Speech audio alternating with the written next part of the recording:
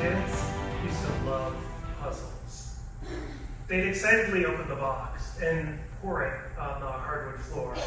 Then they'd lay in the living room, patiently putting it together for hours, days, weeks. I watched as my son and daughter grew from toddler to tween, working together, combining new pieces of more complex puzzles, slowly and deliberately crafting beautiful pictures. Patiently determined, they toss out the odd ones, find the pieces that fit, even search under the carpet for lost ones. I learned from my children that puzzles take time. But as their dad, who needs to take time on puzzles? And who, other than the kids, needs help with that stuff? I mean, I once knew a dad who had all his pieces lined up in order. School, sports, college, work, marriage, kids, more work. All the pieces of a good life. A good life. What happens when that falls apart? How do you endure through grief or pick up the pieces of a life lost? Thanksgiving Day 2015, I awoke with a bad headache and had trouble with words. Stroller, common word for a dad with two toddlers. But at that time, I struggled to recall the word, stroller. Nothing felt right on Thanksgiving. Playing Trivial Pursuit with my cousins, it was my turn to read the card. I could make out the question, and I knew the answer. I just couldn't say the words. Days later, my debilitating headache continued.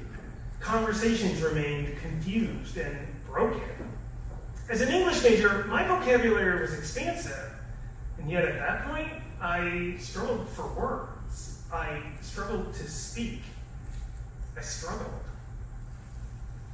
I had been a wrestler and a rugby player growing up. I knew what a concussion was like, so I ran to my doctor. He told me it's an astrocytoma IDH1 mutant, a malignant, incurable brain cancer. Cancer? What did I know of cancer? I was 39 years old. I was a father of two kids. I was a husband, I was a manager, I was running marathons. Now, a terminal cancer was breaking neural pathways as it invaded my lower left temporal lobe. That portion of the brain is responsible for memory, emotion, language cognition, understanding the words coming in and putting together the words going out. Symptoms on Thanksgiving. 12 days of testing for Christmas. I rang in the new year, 2016, with brain surgery. I was on the operating table, lying on my side. Head clamped, skull opened, brain exposed, and awake. With each surgical scoop, each electric stimulation, moment by moment, my life was changing. Brain surgery, that first round of cancer treatment, was shattering who I was, scattering the pieces of me. My life was changed. It's hard to describe. Imagine there's this picture of who you are. Imagine it's a 1,000-piece puzzle. 1,000 pieces of all the things you know and all the things you love. Your knowledge, the names of your kids, your ability to read, and more. Now imagine that 1,000-piece puzzle is poured on your living room floor. Easy to find, right? Well, no, because 1,000 other people's 1,000-piece puzzles have been poured there too. Your task is to go find your puzzle pieces among millions and reassemble the picture of who you are. Picking up pieces. That's what my recovery was. The brain I relied on was not quite up to the task. It needed time.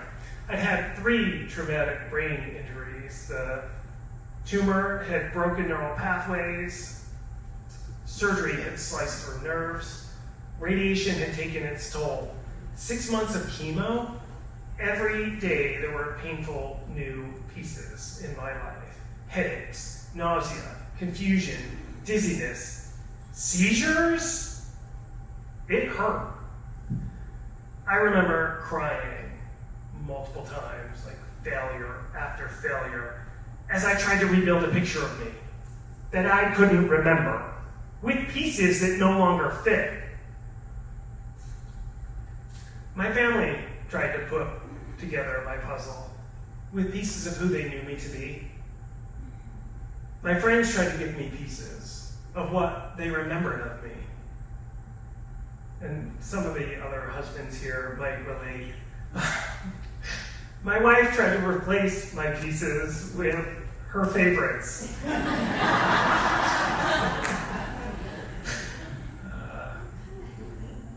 But how do you pick up the pieces of an old life when you know there's no going back? I came to accept that old life was over, broken, scattered in pieces. But where do you go when you're betwixt and between who you were and who you'll become? Struggling, lost, alone. I tried to look inside myself and find an inner strength, trying to rise up. I mean, as an athlete, I can envision my goal, whether it's a wrestling match, a rugby meet, or a marathon race. I visualize a set of moves to pin an opponent, the cuts and passes from scrum to try, and the late marathon miles when the body cries while the spirit soars. But terminal brain cancer deteriorates the mind, so what can I envision now? This puzzle was more complex than anything I'd ever known. And like my children, I needed help. I needed support.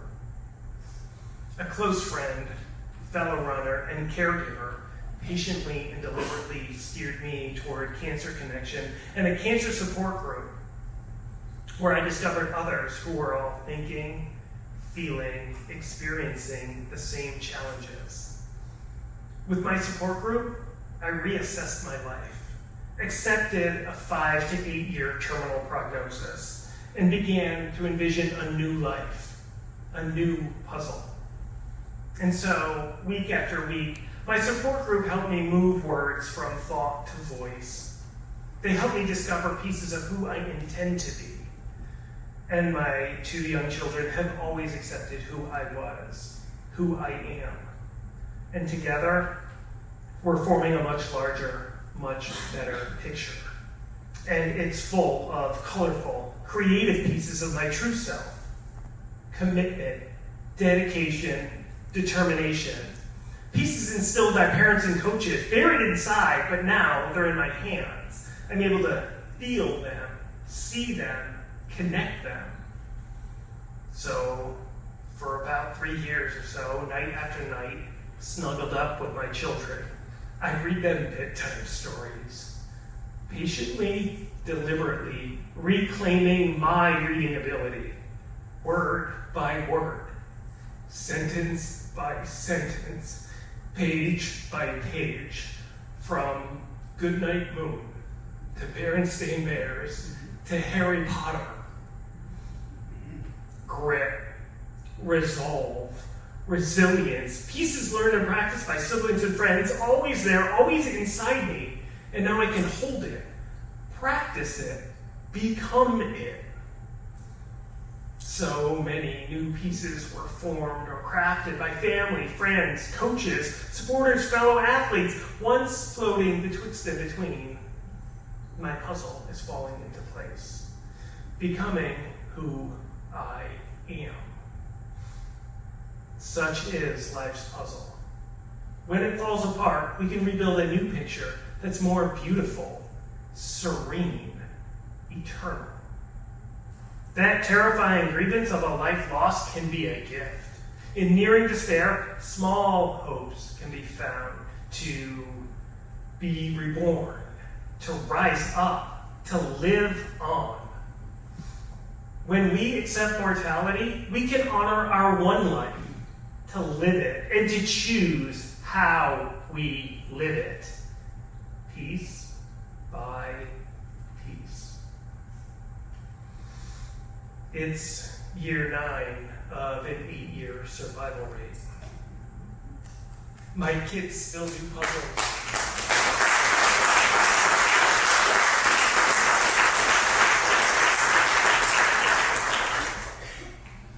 My kids still do puzzles on rainy days.